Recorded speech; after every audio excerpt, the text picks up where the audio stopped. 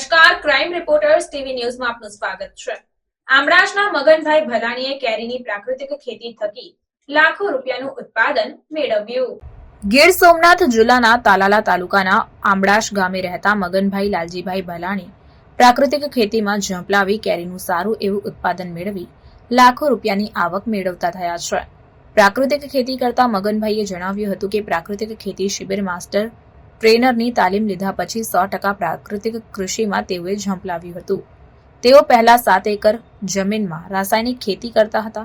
રાસાયણિક દવા ખાતરનો ઉપયોગ કરતા હતા। તેના કારણે આંબા પાકમાં શરૂઆતમાં સારું ઉત્પાદન મળ્યું અને પછી ઉત્પાદન ધીમે ધીમે ઘટવા લાગ્યું, જેથી તેમનું જીવન નિર્વાહ પાક ધિરાણ અને પશુપાલન પર ચાલવા લાગ્યું। પરંતુ પ્રાકૃતિક ખેતીની શરૂઆત કરતા ઓછા ખર્ચે ઉત્પાદન મળતું થયું છે, જેના કારણે આવકમાં પણ વધારો થયો છે। તેમણે વધુમાં કહ્યું કે પ્રાકૃતિક ખેતીમાં જીવામૃત, ઘન જીવામૃત, આચ્છાદનના સતત ઉપયોગથી જમીન ભરી અને પોચી બની, અળસિયા અને બેક્ટેરિયાનું પ્રમાણ વધ્યું, જેથી જમીન ફળદ્રુપ બની છે, જેથી આંબા વાવેતરમાં 2 હાર વચ્ચે ધોળિયા કર્યા છે।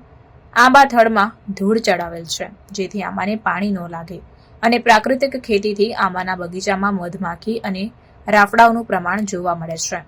પ્રાકૃતિક ખેતીમાં આંબાની સાથે શેરડી, ચણા, મગ, અડદ અને ઔષધીય વાવેતર કરી મૂલ્યવર્ધન કરીને વેચાણ પણ કરવામાં આવે છે।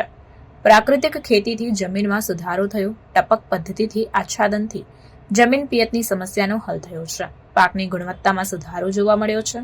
જમીનમાં સેન્દ્રિય કાર્બનનું પ્રમાણ વધવાથી માટી મુલાયમ બની છે।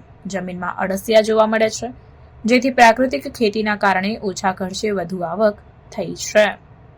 Reporter Kalpesh Devadiya, crime reporters TV news.